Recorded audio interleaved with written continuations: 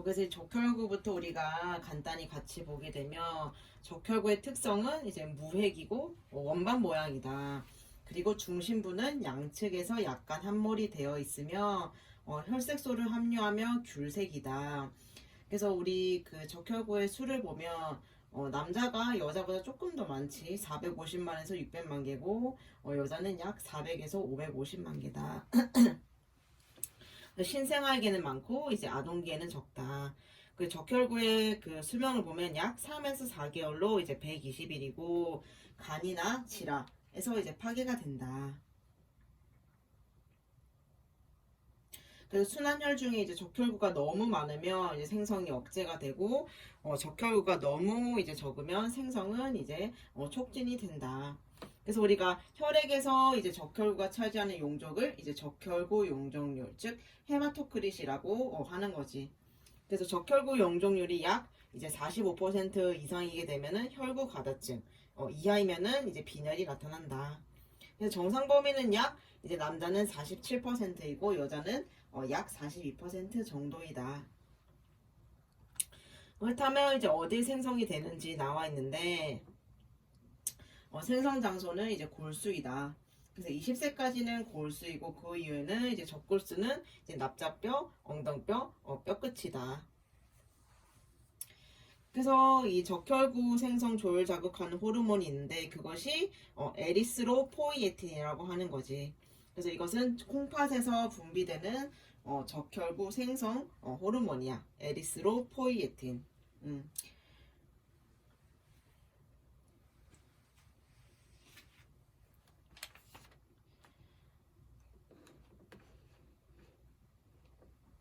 그래서 우리가 여기 보면 이제 적혈구가 감소되는 경우가 나와 있어. 어쩔 때 이제 적혈구가 감소가 되는지 보면 헤모글로빈 함량이 이상이 있을 경우 또는 이제 요독증이 있거나 또는 이제 각종 내분비 장애가 있을 경우 또는 이제 염산이라든지 피리독신, 철의 결핍 시에도 이제 적혈구가 감소가 될 수가 있다. 그래서 심한 근육 작업이라든지 또는 신경분의 산소 결핍에 의해서 생리적으로는 이제 증가가 할 수가 있다. 그래서 만약에 급속하게 이제 일어나는 적혈구 증가는 우리 비장, 기타 혈액 저장소에서 공급이 된 것이다. 그래서 그 다음에는 이제 헤모글로빈, 혈색소에 대한 설명이 나와 있는데 기능은 우리가 알고 있다시피 산소 운반이지. 산소와 쉽게 결합을 해서 이제 산소 운반하는 역할을 하는 거고 이제 용혈이라는 말이 나와 있는데 용혈이라고 하면 이제 적혈구 중에 이 혈색소가 세포 밖으로 나오는 현상이야. 그래서 용혈이 되게 되면 이제 혈장이 붉어지게 되는 거지. 그래서 혈액 내 이제 Hb의 정상 농도는 여자가 12에서 16, 남자는 13.5에서 18 정도이다. 그래서 기능은 이제 방금 앞에서 설명을 했기 때문에 이제 넘어가게 되고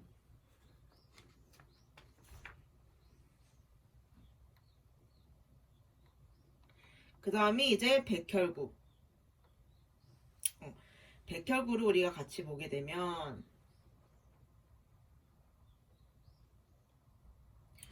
잠깐 책이 조금 다르네. 내 책이랑 지금 순서가 약간 달라서 이걸 먼저 하고 넘어갈게.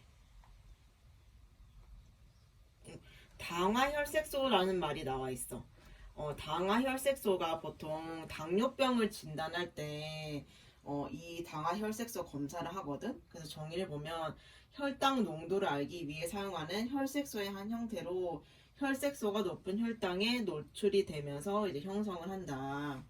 그래서 적혈구 안에 있는 혈색소가 포도당과 결합을 하면서 당화혈색소를 형성을 하며 당뇨 환자에서 이제 혈당이 잘 조절되지 않을 경우 당화혈색소의 수치가 증가하게 된다. 그래서 보통 이 당화혈색소 정상 수치가 4에서 6인데 보통 6.5 이상이면 우리가 이제 당뇨병이라고 진단을 할 수가 있는 거지. 그래서 이 당화혈색소 수치라고 하는 것이 이 당뇨 환자에서 나타나는 신장병, 그리고 망막병증 등 이제 당뇨병증과 관련이 있다. 그래서 당뇨가 의심될 때는 이 당화혈색소라는 피 검사를 하게 된다. 그래서 이제 그 밑에 우리가 백혈구에 대해서 보면 이제 특성이 나와 있는데 평균 이제 6,000개에서 7,000개지만 4,500에서 9,000개를 이제 정상 범위로 본다. 소아는 성인에 비해서 많으며 분류별로는 성인은 중성 백혈구가, 소아는 림프구가 비교적 많다. 이제 백혈구 수도 이제 변동이 있는데 이제 오전은 오후에 비해서 적고 근육 운동, 소화, 임신, 분만, 세균 감염 등에 의해서 증가를 하게 된다. 그래서 아까 적혈구는 수명이 평균 한 120일이었는데 이 백혈구의 수명은 매우 다양해. 수시간부터 수개월까지. 그래서 백혈구에도 종류가 있기 때문에 이제 과립성 백혈구는 이제 평균 12시간이고 무과립에 해당되는 나머지는 이제 또 수주 수개월 100에서 200일로 이제 다 편차가 심하게 되는 거지. 그래서 이제 생성과 성숙을 보게 되면 과립성 백혈구, 단핵구는 이제 골수에서 생성이 된다. 그래서 과립세포는 골수 중에 있는 모세포에서, 림프구와 단핵세포는 주로 림프 조직에서 이제 생성이 되며 나머지 소수는 이제 골수에서 생성이 된다. 그래서 수명은 2, 3일 정도이며 지라, 간장, 기타의 세막 내피계에서 파괴가 된다. 세막 내피계에 속하는 세포를 조직구라 하며 일명 대식세포라고도 한다. 그래서 우리가 앞에서도 림프에 대해서 했는데 림프구는 대부분 림프 조직에서 생성이 된다. 그래서 우리가 백혈구의 얘들아 종류가 있댔지. 과립이랑 무과립인지. 그래서 우리 그림에도 나와 있지만 과립에 해당되는 것이 이제 호중구, 호상구, 호영기구야. 그리고 무과립에 해당되는 게 림프구, 단핵구, 조직구인데 과립 백혈구의 설명을 먼저 보면 이제 호중구는 전체 비중에서 55%에서 65%를 차지하게 돼. 그리고 호중구의 특징이 세균 탐식 능력이 제일 강해. 그렇기 때문에 얘는 사멸하게 되면 그것이 고름으로 나오는데 우리가 흔히 고름농이 나오게 되면 거기에 이제 호중구가 있구나 이렇게 생각을 하면 돼. 그래서 얘는 세균에 대한 이제 포식작용, 급성염증, 급성막창작 꼬리염 시 가장 활발하다. 그리고 이제 호상구는 단백질 분해 효소가 있어서 이물에 대한 해독작용이라든지 기생충 감염 그리고 알러지성 질환 시 증가를 하게 된다. 그리고 이제 호영구는 세포 내에 이제 헤파린을 함유하고 있기 때문에 우리 혈관 내에서 혈액이 응고되는 것을 방지하는 거지. 그 특수한 경우 이외에는 세균을 탐식하지 않는다. 그래서 이 세 개가 이제 과립에 해당되는 백혈구고 이제 무과립 백혈구에는 림프구, 단핵구, 조직구가 있는데 림프구는 이제 림프샘에서 생성이 되고 탐식 능력이 없으며 항체가 있어서 면역에 관여를 한다.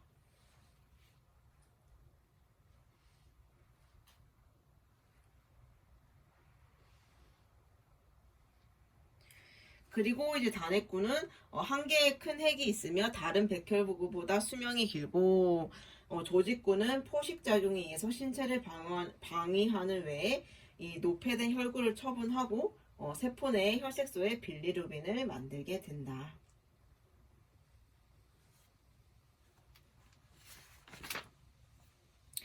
그래서 우리 뒤에 보면은 이렇게 표가 간단하게 또 보기 쉽게 나와 있어. 한번 보면 될 것 같아.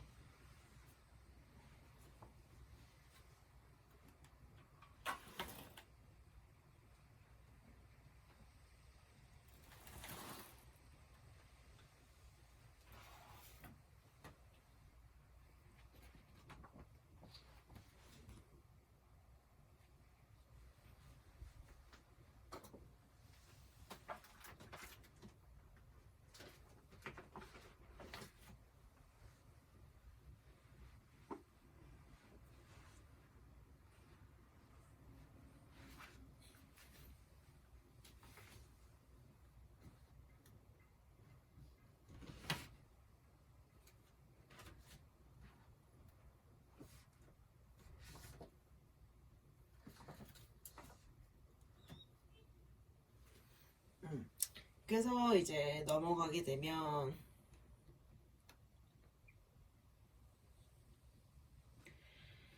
그 다음으로 보아야 할 것이 이제 백혈구가 어떻게 포식작용을 하는지 식균작용을 하는지에 대한 기전이 나와 있어. 그래서 만약 이물질이 들어오게 되면 이제 모세혈관 벽에 투과성을 이제 촉진해.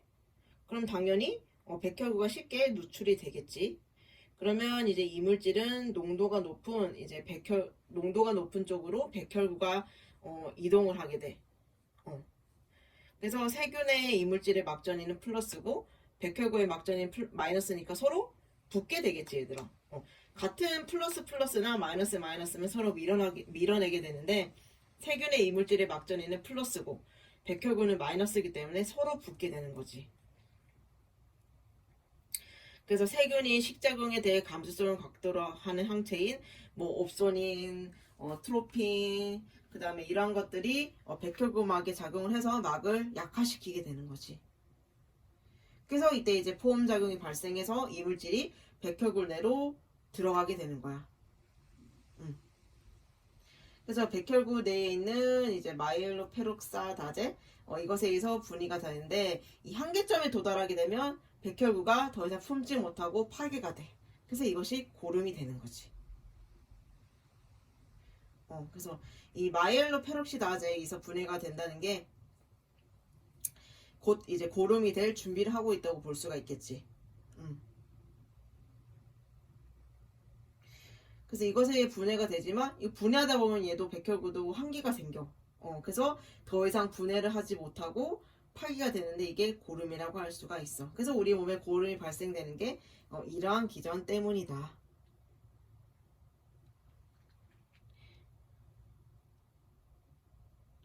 그래서 이 마이엘로페록시다제가 얘들아 MPO라고도 하거든 줄여서. 그래서 이게 골수세포형 과산화 효소야. 쉽게 말하면 이 호중구에 포함되어 있는 효소라고 말할 수가 있어. 그래서 백혈구 내에 있는 호중구에 포함되어 있는 이 MPO에 의해서 파괴가 되는 거지. 분해가 되는 거지. 그래서 우리가 여기까지가 백혈구였고 이제 혈소판. 혈소판인데 이 혈소판의 특성을 보면은 이제 수명이 안 나와 있나? 이 혈소판의 수명은 특히 더 짧아. 평균 5에서 9일이거든. 그래서 얘는 거대 핵세포에서 유래한 작은 파편이야. 그래서 혈액이 체외로 유출되게 되면 맨 먼저 파괴되는 게 혈소판이거든. 그래서 얘의 특징은 또한 핵이 없는 게 특징이야. 그래서 혈소판의 대표적인 기능이 그 지혈과 혈액 응고의 중심적인 역할을 하는 거지. 그치? 그래서 모세혈관의 투과성이 억제작용을 하고 트롬보사이트의 정착작용, 집합작용, 응집작용을 하는 거지. 그래서 트롬보사이트 이제 블러드 클러치를 수축하고 그 혈관 밖으로 나왔을 때 혈액 응고에 필요한 이제 트롬보플라스틴 생성에 관여하는 혈소판 인자를 만들어내는 거야. 그렇기 때문에 간단하게 기억을 하면 이 혈소판은 이 우리 지혈과 혈액 응고에 있어서 중요한 역할을 한다. 중심적인 역할을 한다. 그렇다면 이제 그 밑에 혈액 응고에 관여하는 효소가 나와 있어. 거기에 보이는 게 이제 트롬보플라스틴 존재를 하고 있고 그리고 파괴되기 쉬운 성질을 갖고 다량의 세로토닌 외에 카테콜라민, ATP, 히스타민을 이제 함유를 하고 있는 거지. 그래서 혈관벽이 교차를 해서 세로토닌을 유지하고 이 세로토닌은 혈관을 수축시켜. 그래서 이때 혈소판에서 트롬보플라스틴도 유리하고 혈액 응고를 도와서 이제 손상받은 혈관벽을 수복을 하고 출혈 시의 질혈을 촉진하는 거지.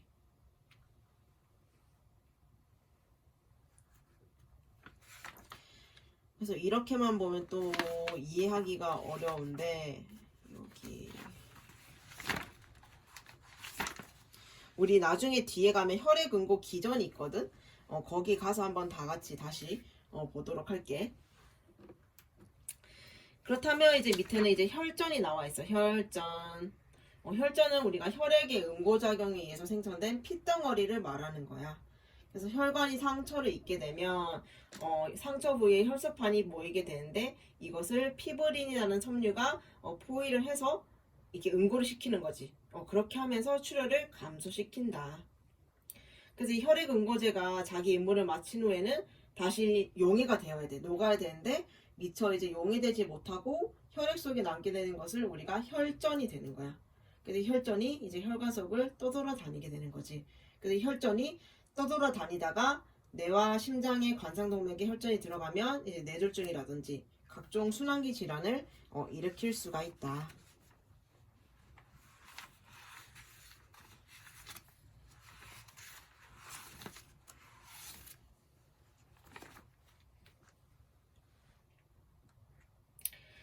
그 다음에 이제 혈장이 있어요. 혈장, 플라즈마. 플라즈마는 이제 전체 비중에서 약 5%에 해당이 된대. 체중의 5%. 그래서 만약에 몸무게가 60kg라고 치면 양은 약 3000ml 정도이다. 그래서 혈액의 50에서 60%로 혈장의 90%는 수분이다. 성분은 주로 이제 혈장 단백질들이지. 이 혈장 단백질이 얘들아 혈장에 함유되어 있는 단백질을 말하거든. 그래서 우리가 알고 있는 뭐 알부민이라든지 글로불린이 이제 대부분 이제 차지를 하고 있다.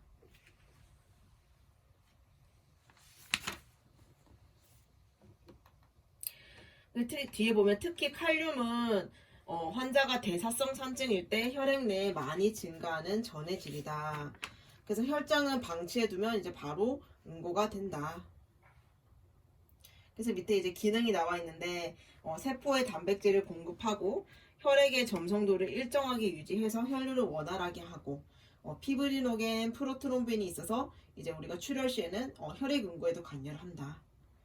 그리고 혈장 단백질은 이제 주로 간에서 만들어진다.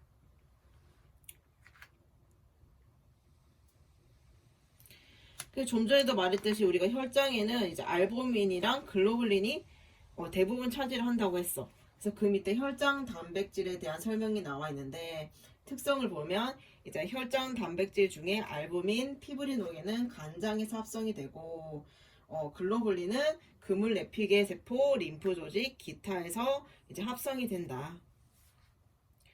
그래서 알부민은 얘들아 여기 적힌 대로 이제 간에서 만들어져서 우리 몸의 단백질 보급원이 되는 거고 글로불린은 이제 비타민이라든지 구리 그리고 호르몬 이제 철 이런 것들을 운반하게 되는 거야.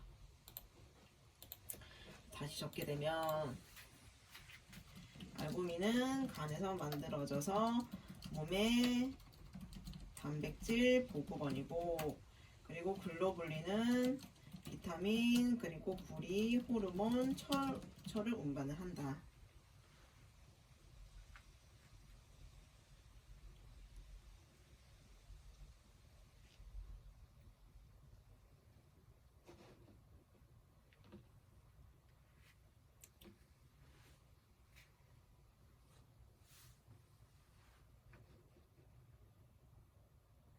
그렇다면 이제 우리가 또 밑에 이어서 보게 되면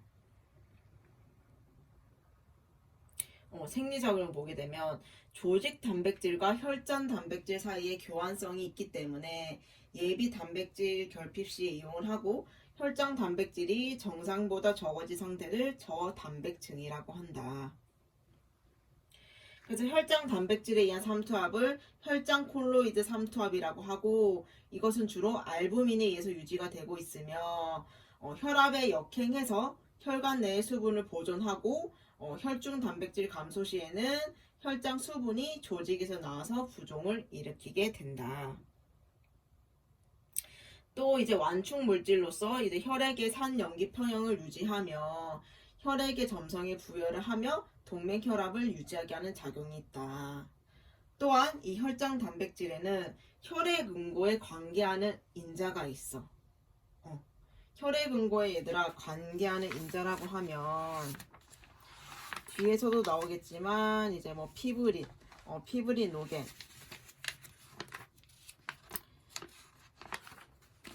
이런 것들이 있고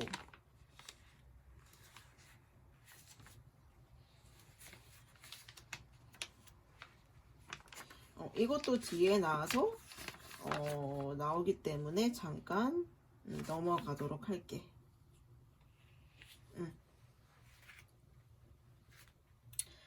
그래서 혈액응고에 관계하는 인자를 갖고 있대. 그게 이제 피브린, 피브리노겐이고, 면역물질은 감마글로불린이나 일부는 베타글로불린에 있다.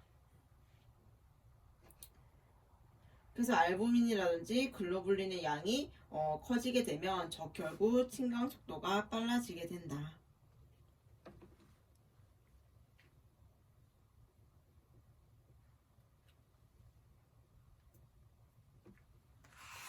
그래서 얘들아, 우리 혈액응고인자의 피브린 노겐 말고도 또 있어. 이걸 내가 종이를 줬는지 안 줬는지 얘들아 기억이 안 나는데, 이렇게 혈액응고인자라고 해서 내가 이거 자료실에 올려놓을 테니까 이걸 한 번씩 보면 되고, 혈액응고인자가 지금 총 13개가 있어. 이렇게 엄청 많지. 우리가 알고 있는 이제 섬유소라든지 뭐 프로트롬빈, 트롬보플라스틴 이런 것들이 있는데 이 외에도 엄청나게 많아. 그래서 우리 이거에 관련된 영상을 하나 보도록 할게.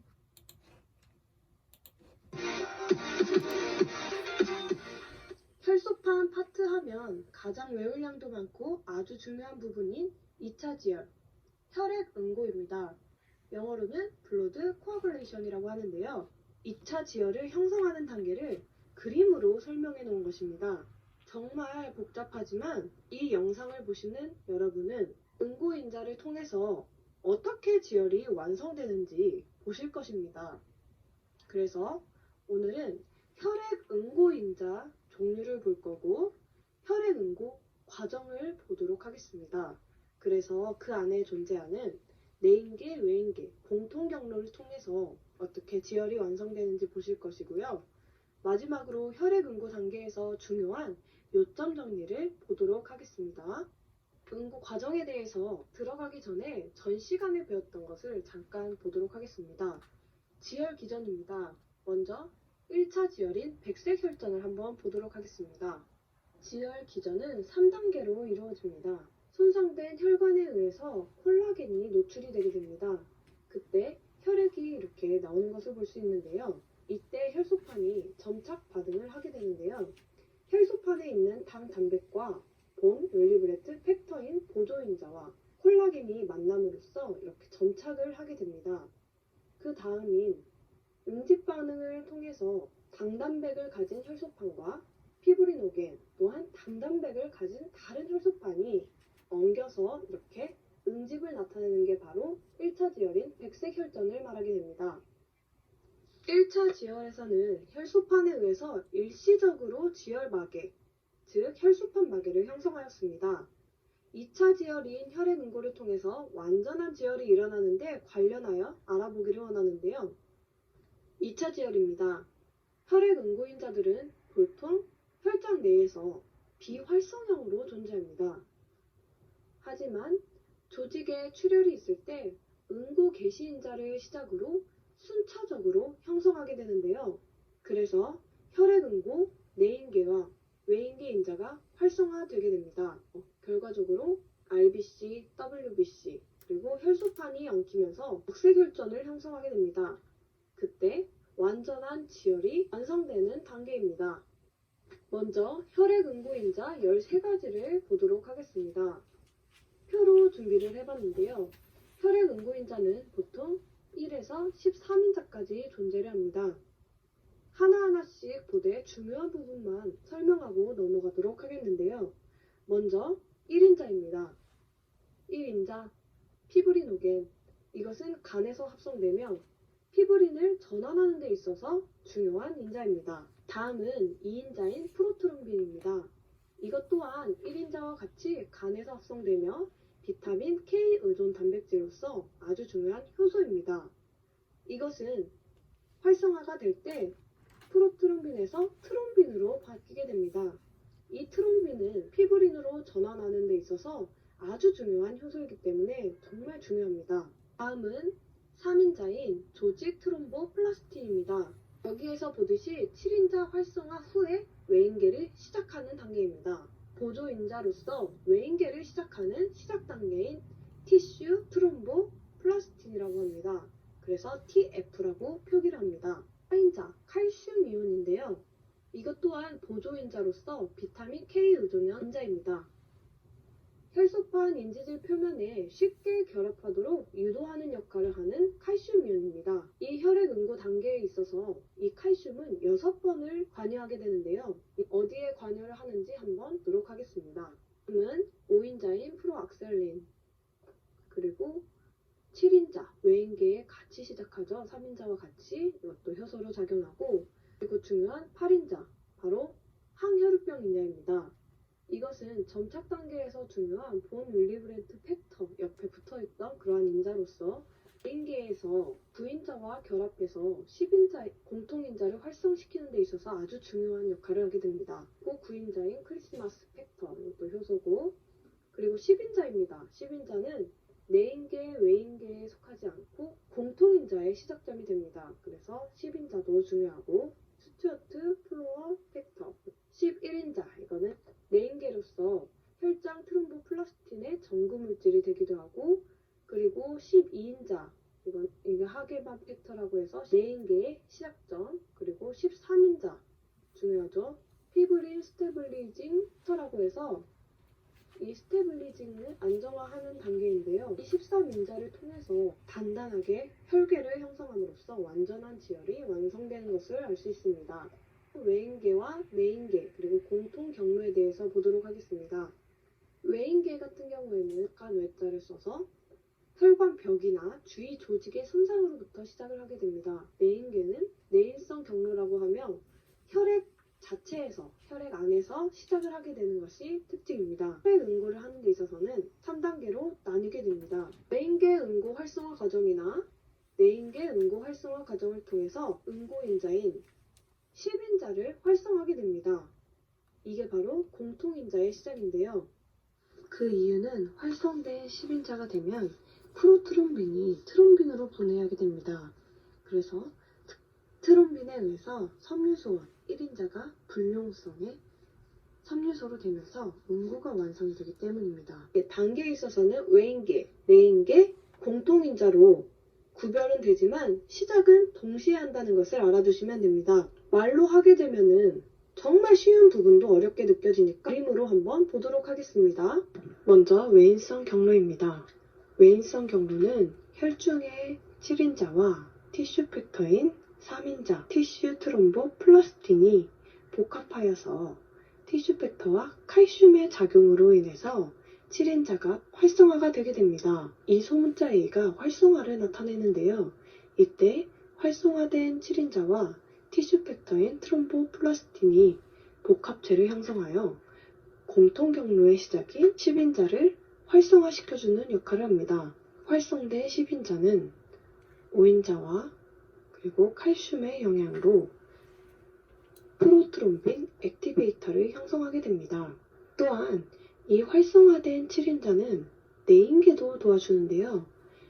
내인계의 9인자의 활성화를 도와주는 역할도 하게 됩니다. 이게 바로 외인성 경로입니다. 내인성 경로 또한 손상된 혈관벽의 교원질에서 혈액 응고인자와 혈소판이 접촉되면 유리되어 있던 12인자가 활성화가 되게 됩니다. 이때 활성화된 12인자는 단백질 분해 효소인 HMWK로 작용하게 되는데요. HMWK를 다시 보게 되면은 이것은 한국어로 말하면 고분자의 키니노젠을 말하는데요. 키닌 생산에 관여하는 인자입니다. 또한 혈액 응고 과정에 있어서 12인자를 활성화시키거나 또한 칼리크레인과 함께 응고 과정을 개시하는 데 있어서 관여를 하게 된 단백질 분해 효소입니다. 자, 그림을 한번 보시게 되면요. 먼저 프로칼리크레인을 이 효소에 의해 칼리크레인으로 바뀌게 됩니다. 그럼으로써 이 칼리크레인 또한 응고 과정을 시작하는 데 있어서 중요한 효소입니다. 또한 HMWK는 11인자를 활성화시키는 데에도 있습니다. 그래서 저희가 봐야 될 거는 이 단백질 분해 효소는 12인자나 칼리크레인과 응고 과정의 개시에 관여한다. 이 부분을 초점으로 보시면 될 것 같습니다. 이어서 활성화된 11인자는 칼슘의 작용을 통해서 세 번째 나오죠. 칼슘 9인자를 활성화하게 됩니다. 활성화된 9인자는 활성화된 8인자와 함께 칼슘의 작용 네 번째와 갑을 이루어서 공통 경로를 시작하는 것이 바로 내인성 경로입니다. 공통 경로는 10인자가 활성화가 되어서 칼슘과 혈소판 인자 그리고 활성화된 5인자에 의해서 프로트롬빈 액티베이터가 되는 것입니다. 다음은 공통 경로인데요. 공통 경로는 앞에서 두 가지를 봤듯이 처음에 외인계에서 활성화된 7인자와 티슈 팩터인 트롬보플라스틴의 복합물 HMWK에 의해서 활성화된 프로트롬빈인 2인자를 프린으로 바뀌는 역할을 하고 또한 옆쪽으로는 14 정리를 해보도록 하겠습니다. 자, 혈액 응고 단계에서 중요한 요점 정리 첫 번째 보통 병원에서 검사를 할 때 지혈 검사라고 하면은 APTT와 PT를 검사하게 됩니다. APTT는 내인계 12인자, 11인자, 9인자, 8인자를 검사하는 역할이고 또한 외인계 PT 같은 경우에는 7인자를 검사하는 역할입니다. 또한 공통인자로는 10인자, 5인자, 2인자, 1인자가 관여하는 것을 볼 수 있습니다. 또한 칼슘의 이온 작용이 있는데요. 총 6번에 해당이 됩니다. 이렇게 민트색으로 표시를 해놨는데요. 내인계에서 2번, 외인계에 1번, 공통계에 3번 나오는 것을 볼 수 있습니다. 또한 중요합니다. 이 트롬빈, 활성화된 2인자 같은 경우에는 동, 서, 남, 북으로 이렇게 관여를 하는 것을 볼 수 있습니다. 동쪽으로는 13인자, 서쪽으로는 8인자, 남쪽으로는 1인자, 북쪽으로는 5인자를 활성화하는 역할을 하는데요. 이렇게 외우시면 쉬울 것 같습니다. 다음은 혈액 응고 단계에서 중요한 용정리 두 번째입니다. 비타민 K 의존성 인자 이 단어가 나왔는데 우리는 이제 여기까지만 보면 될 것 같아. 그래서 이제 혈액 응고 인자에는 총 13가지가 있는데 각각의 이렇게 세세하게 알 필요는 없지만 그래서 이러한 것들이 있구나. 그리고 우리가 피 검사를 하게 되면 PT라는 피 검사가 있어 얘들아. 실습을 나갔으면 봤을 건데 PT에 해당되는 혈액 응고 인자가 저거고 근데 PTT는 저거구나. 그래서 이거는 그냥 이러한 것들이 있구나 하고 이렇게 그냥 가볍게 넘기면 될 것 같아. 책에 다시 넘어가게 되면 이제 심장 주기라는 말이 나와 얘들아.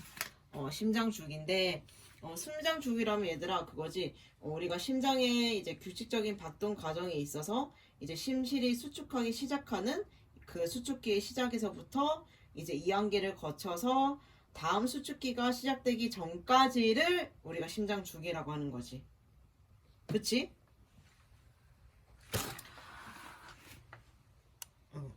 간단하지? 그래서 보면은 심장이 수축하기부터 다음에 오는 수축기까지를 이제 심장 주기라고 하고 주기는 약 0.8초이며 1분에 70번 심장 박동을 한다. 이 심장 주기는 총 3기로 나뉠 수가 있어. 심방의 수축, 심실의 수축, 심실의 확장. 이렇게 나뉠 수가 있고 심장 주기를 심실을 기본으로 해서 수축기, 확장기 등 이제 2기로 나눌 수가 있다. 그래서 각 그 길이가 나와 있어. 심방 수축기는 0.11초, 심실 수축기는 0.27초, 심실 확장기는 0.42초. 이렇게 돼 있고 심박출량이라고 하는 것은 우리가 심장이 1분 동안 이제 동맥으로 밀어내는 혈액의 량을 말하는 거야. 그래서 심장 박출량을 구하는 공식은 1의 박출량 곱하기 심박수 이렇게 해서 구할 수가 있다. 그래서 우리 맥박수는 이제 심장은 주로 자율신경인 교감신경계와 부교감신경에 의해서 조절이 된다. 그치? 그래서 맥박수의 증가는 우리가 교감신경에서 분비되는 에피네프린과 노르에피네프린에 의해서 증가가 되고 체온 증가 또는 산소 감소 또는 이산탄소 증가 또는 혈중 pH 감소 또는 우리가 심리적인 상태의 변화가 있을 때 그리고 심한 신체 운동 시에는 이제 매분 박출량이 20에서 38리터에 달하게 된다. 즉 증가한다는 말이겠지. 또한 이제 맥박수가 감소하는 경우에는 이제 부교감 신경이 관여를 하는데 이제 그 부교감 신경의 아세틸콜린에 의한다. 그래서 맥박수가 증가하는 경우와 감소하는 경우에 대해서 나와 있었고 그렇다고 하면 우리가 심박출량에도 영향을 미치는 요인이 있어. 그래서 표에 보면 이제 수면, 중증도의 온도 변화가 있을 때는 이제 변동이 없고, 불안, 흥분, 또는 이제 음식을 먹거나 또는 운동 또는 우리 온도가 높거나 임신을 했을 때는 심박출량이 이제 증가를 하게 돼. 그리고 이제 그 체위 변동이라든지 또는 빠른 빈맥 그리고 심질환이 있을 때는 감소를 하게 된다. 그러면 이제 우리가 그 다음에는 우리가 한 번쯤은 들어봤을 법한 프랑크 스탈링의 심장 법칙이 나와 있어. 그래서 글을 보면 이제 확장기 때 심실로에 유입되는 혈액량이 증가를 할 거 아니야. 그러면 심실로의 혈액량이 꽉 채워지겠지. 그러면 꽉 채워지니까 당연히 심실벽이 늘어나게 되겠지. 거기에 대응해서 심실근의 수축력도 증가를 한단 말이야. 증가를 함으로써 이제 심실 내 혈액을 남김없이 다 밀어내게 되는 거지. 그래서 이 심실의 충만도에 따라서 이 심실근의 수축력이 증가하는 것을 프랭크 스탈링의 법칙이라고 한다. 간단하지 얘들아. 확장기 때 심실로에 많은 혈액이 유입이 됐어. 그럼 혈액량이 가득 찼겠지. 가득 찼으니까 심실벽도 늘어나겠지. 용량이 커졌으니까. 그래서 거기에 대응해서 이제 심실근의 수축력도 증가를 해서 우리 꽉 찬 혈액을 다 남김없이 밀어내는 거지. 그래서 혈액의 심박출량은 심근선유의 초기 길이에 비례를 한다. 혈액의 심장 박출량은 심근선유의 초기 길이에 비례를 한다. 그래서 이 맥박수는 좀 전에 나왔던 내용이 또 나와 있는 거고, 이제 심박수에 대해서 나와 있어. 이 심박수를 증가시킨 요인도 좀 전에 우리 앞에서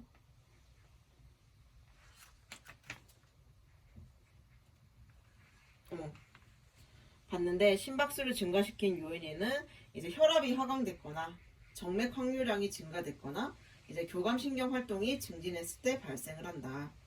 그래서 보통 정상인의 심장박동의 조율은 이제 굴결절의 자동성 리듬에 일치를 하고 대략적으로는 규칙적이야. 그래서 우리가 심박수는 정상치보다 높을 때를 빠른 맥, 그리고 이상으로 낮을 때를 느린 맥이라고 한다. 그래서 운동, 목욕, 정신감동 시의 빠른 맥은 생리적인 반응이고 수면 중에는 느린 맥에 가까워진다.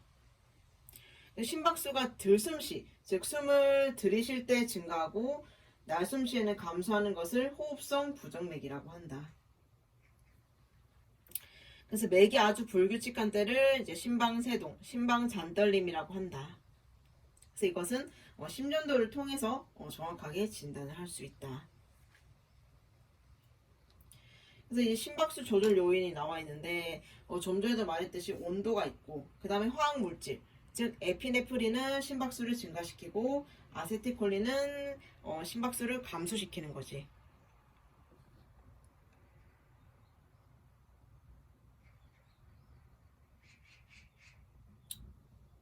그래서 심장기능 조절 요인에는 이제 온도랑 나트륨 이온이랑 칼슘 이온, 에피네프린, 자율신경계가 이제 심장 기능의 조절 요인이다.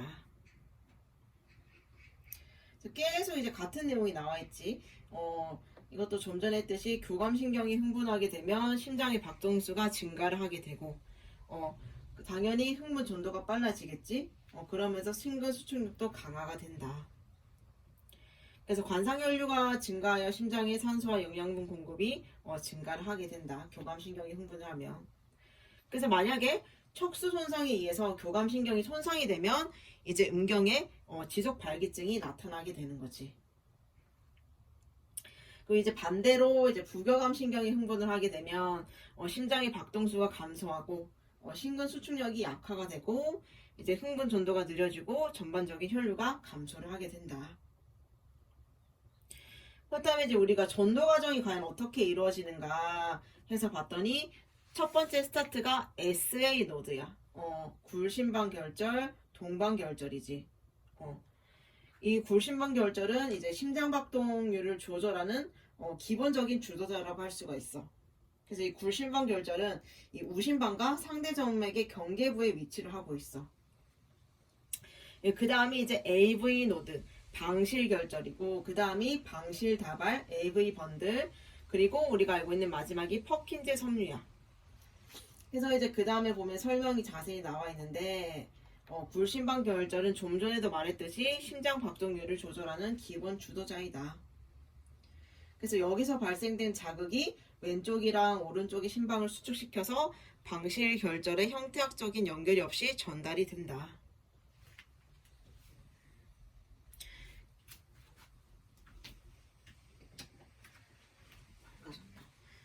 그리고 이제 그 다음이 방실 결절. 얘는 이제 심장 내막 밑에 있고 방실 다발은 특수심근 섬유 다발이야. 그리고 퍼킨즈 섬유는 이제 방실 다발 이하에 그 자극 전도 섬유가 심근에 분포된 가지를 말한다. 이게 순서는 좀 전에 봤듯이 SA 노드, AV 노드, AV 번들, 퍼킨즈 섬유 이런 순서로 전도가 된다. 그 다음에 심장의 가장 큰 특징인 자동성에 대한 설명이 나와 있는데 심장은 신경을 절단하거나 체외로 적출을 해도 적당한 환경만 주어지면 한동안은 일정한 리듬을 유지하면서 박동을 계속하게 되는데 이를 심장 박동의 자동능이라고 한다. 그래서 나도 예전에 개구리 해부를 한 적이 있었는데 그때 개구리를 해부를 하면서 이제 그 가슴이랑 배를 가르고 심장을 이렇게 적출을 했어. 그런데도 이제 심장을 계속 뛰고 있더라고. 그래서 이게 심장 박동능의 자동능이 심장의 특징이고 이제 심장 주기라는 말이 나오는데 우리가 왜 그 수축기라는 말도 있고 이제 뭐 확장기, 이완기 이런 말들이 있는데 이제 심방의 수축 개시로부터 이제 심실 수축은 끝나고 대동맥판과 허파동맥판이 닫힐 때까지를 우리가 수축기라고 하는 거야. 그래서 심장의 수축기와 이제 그 다음에 확장기를 통틀어 심장 주기라고 한다. 그래서 앞서 설명한 내용이 한 번 더 나와 있어. 그래서 우리가 또 알아야 할 중요한 내용이 나와 있는데 심장 주기 중에서 좌심실 압력이 증가되는 시기는 심실 등장성 수축기이다.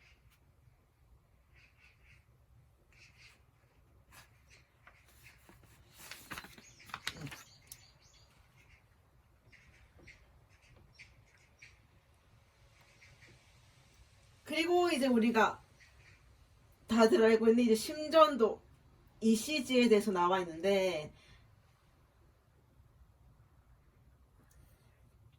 그래서 이것은 1903년 독일의 아인토반이 고안한 것으로 심장에서 발생되는 미약한 정기적 변동을 심전계로 받아들인 후 증폭하여 기록한 것이다. 그래서 우리 뭐 이렇게 심전도가 나와 있지. 그래서 심실 축만기, 수축기, 이완기 이렇게 심장 주기가 이루어지는 것으로 표준 사지 유도법. 우리가 심전도를 기록함에 있어서 방법이 몇 가지가 있을까? 여기에 나와 있듯이 표준 사지 유도법이 있고 이제 증폭 당급 유도법이 있고 흉부 유도법이 있어. 하지만 이 세 가지 중에서 이제 우리가 흔히 검사할 때 이용하고 잘 알고 있는 표준 사지 유도법이 나와 있는데 설명을 보면 얘는 쌍극 유도법으로 심장에서 비교적 먼 곳의 정기적 변동을 그릴 때 필요하다. 그래서 오른쪽 팔목 그리고 왼쪽 팔목 사이의 정기적 변동이 제1 그리고 오른쪽 팔목 왼쪽 발목 사이의 정기적 변동이 제2 그리고 왼쪽 팔목 왼쪽 발목 사이가 3 이렇게 되는 거지. 그리고 그 다음이 이제 심장압 당극 유도법인데 이것은 심장에서 가까운 부위를 잴 때. 그리고 이게 좀 전에 그 심전도 기록의 방법 중에 흉부 유도랑 같은 거거든. 그래서 표준 사지 유도법은 심장에서 비교적 먼 곳의 정기적 변동을 그릴 때 필요하고 이 흉부 유도법은 심장에서 가까운 부분의 정기적 변동을 그릴 때 필요로 하다. 그래서 이제 심장에서 가까운 부분의 정기적 변동, 즉 V1부터 V6의 6개 전극에서 개별적인 전압을 기록을 하게 되는 거지. 그래서 얘들아 우리 실습 나가서 많이 보았지? 여기 보면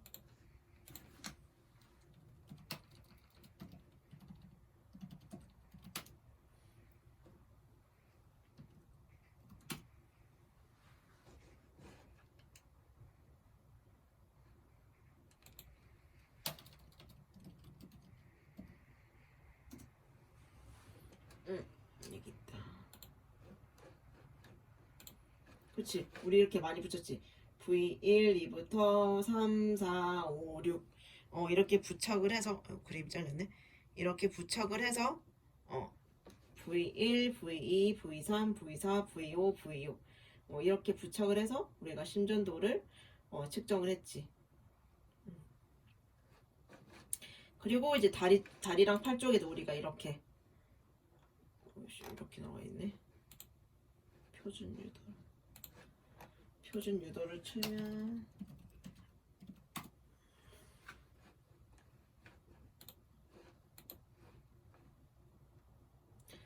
여기서 그림이 작게 나와 있네.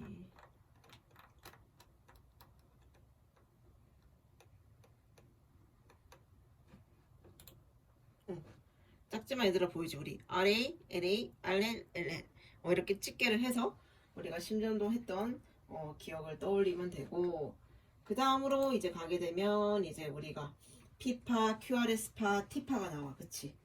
얘들아 피파가 그 심방의 탈분극시 맞니? T파가 심방의 탈분극. 그치? QRS는 심실의 탈분극이야. 그렇다면 T파는 뭘까? T파는 심실의 재분극파지. 그래서 심전도라고 하는 것이 이제 심근의 탈분극과 재분극 시 전압의 변동을 나타내는 거야. 그래서 피파의 설명을 보면 굴심방 결절이 흥분된 직후에 시작을 해서 왼 오른 심방으로 퍼져서 심방 전체에 퍼지면 끝이 난다. 그래서 심방근이 수축해서 혈액을 심실로 보내게 된다. 그리고 QRS파는 심실이 탈분극할 때 나타내는 정기적 변동으로 흥분이 방실결절, 방실다발, 외노른 갈래, 심장전동 근육 섬유, 심실근에 전달되는 과정이다. 그리고 T파가 이제 탈분극한 심실근이 재분극될 때 이제 그려지는 것이야. 그래서 그림에도 보면 알 수 있듯이 여기가 P파, QRS, T 이렇게 볼 수가 있지.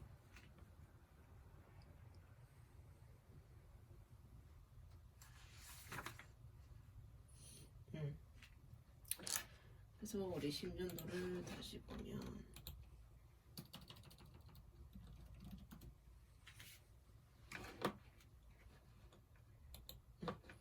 좀 더 자세히 나와 있네. 아까 그건가?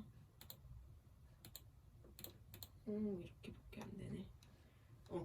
여기 그림 작지만 보면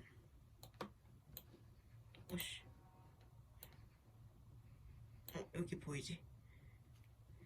우리가 P파 그리고 QRS 그리고 T파, 그래서 여기가 PR 그리고 여기가 ST 그리고 여기서 PR 인터벌 그리고 여기가 QT 인터벌.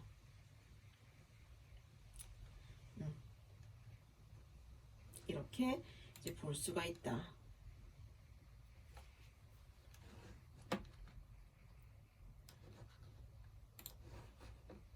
그래서 우리가 이 정상 심전도 시계는 얘들아 소개는 많이 봤지. 이거 너무 그림이 큰가?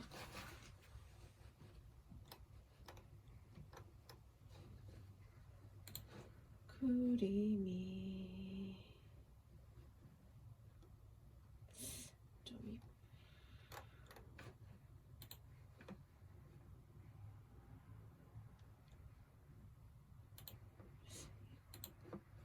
좀 더 이쁜 걸 찾아보고 싶었는데.